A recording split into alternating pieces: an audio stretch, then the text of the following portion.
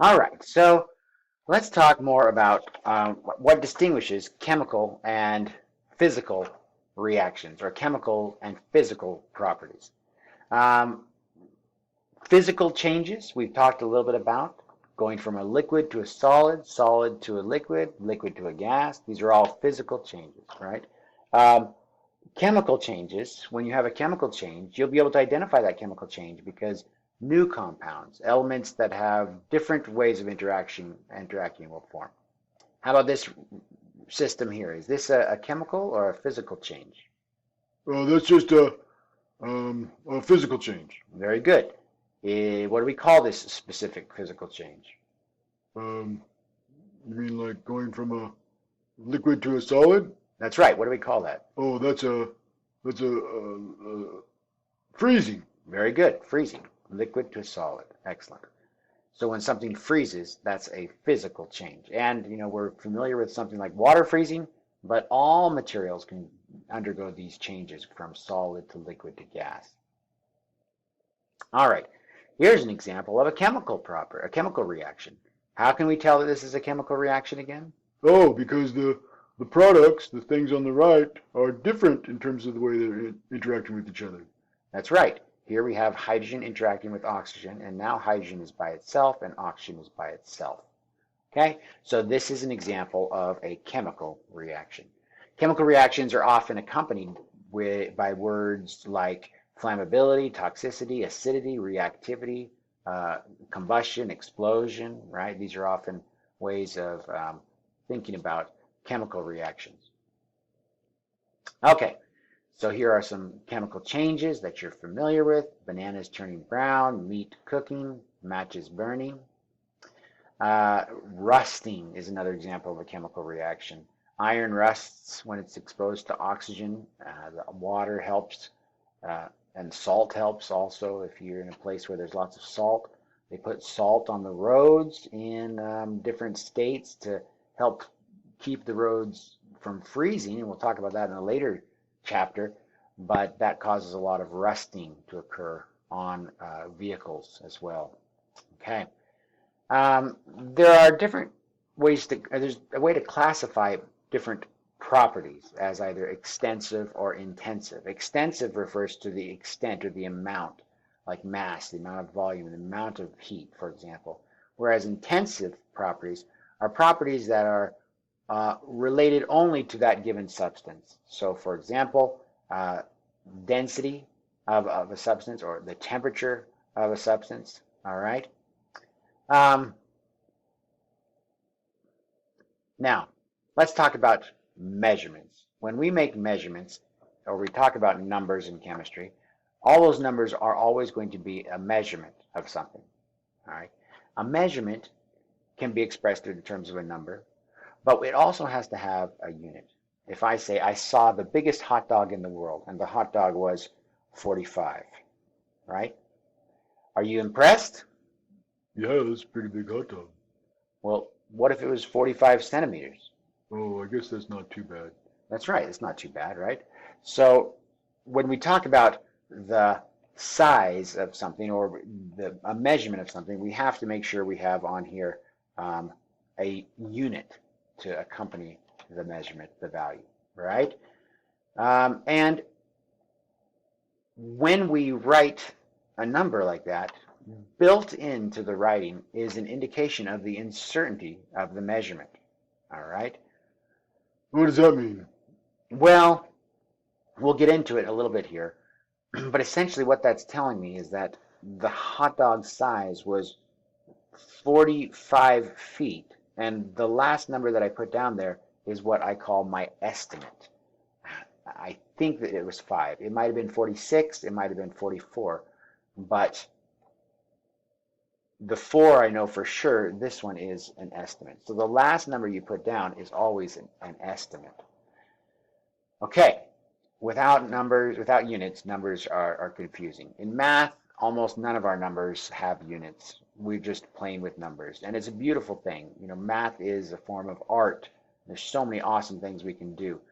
But in chemistry, our numbers are measurements. And so they have to have units associated with them, and they also have to indicate like we said, the degree of uncertainty in the measurement when we see a number.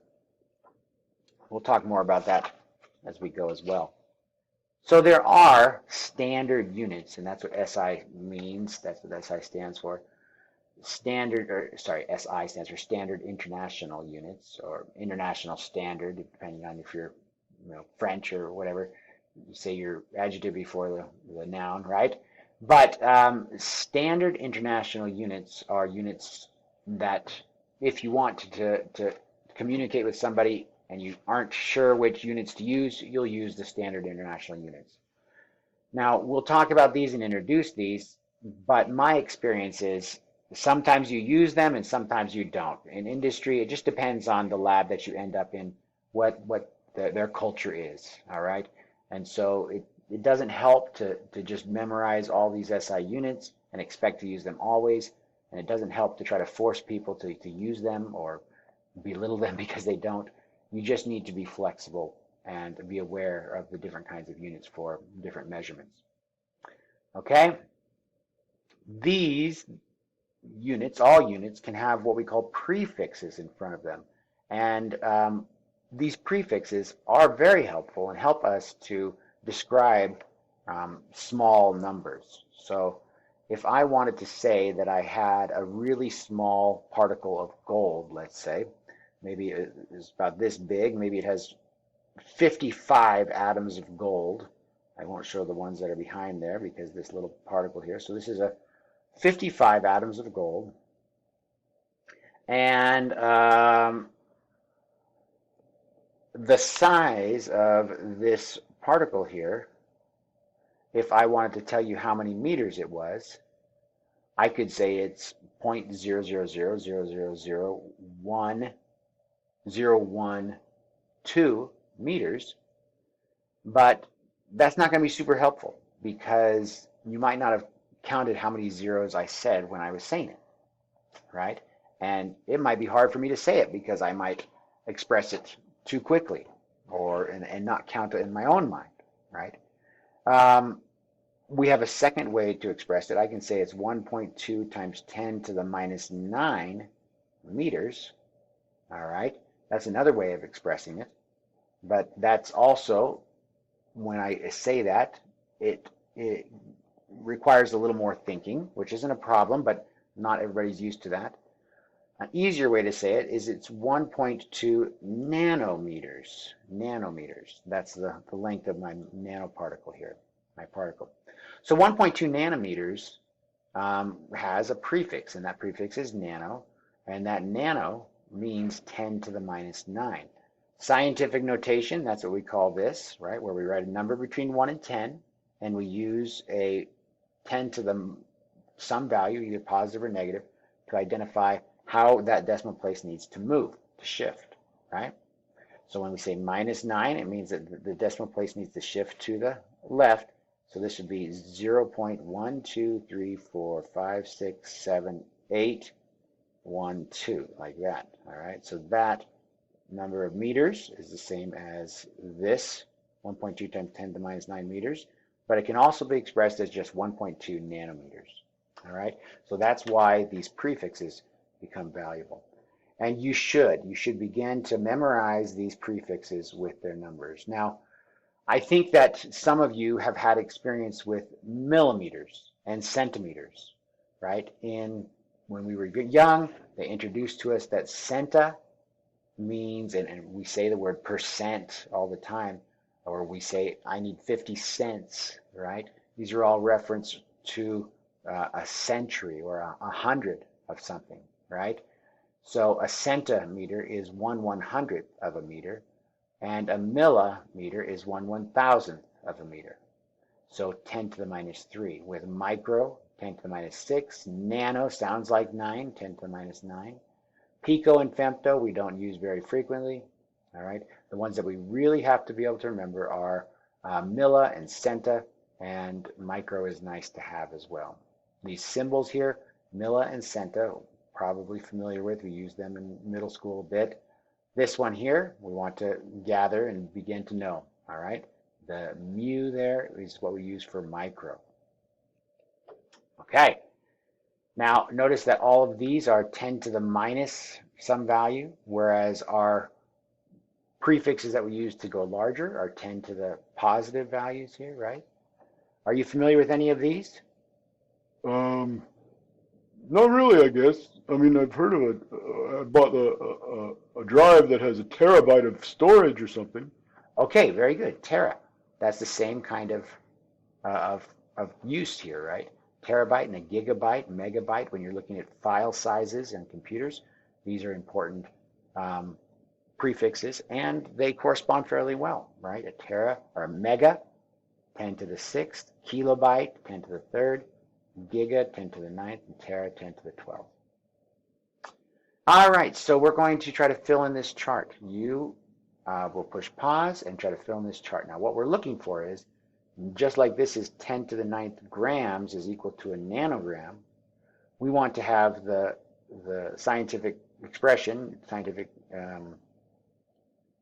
notation here for what a kilogram is. And you can go back to here if you need to figure it out. With this scientific notation here, what is that a representation of? All right. And so try to fill in the blanks there and see how you do. Okay. Do you understand, Fred? I'm not sure that I do understand what's going on here. All right. Well, what do you think goes here? Um, a kilogram that's more than a gram, right? That's right. It's more than a gram. Okay, so uh, let me look back at those slides. Oops, there you go. Oh, a kilogram is 10 to the third grams? That's right. So here we would put in 10 to the third, like that. 10 to the third grams is a kilogram. Oh, I think I know what to do then. Okay, I'll work on this. All right, good. So push pause, you work on it too.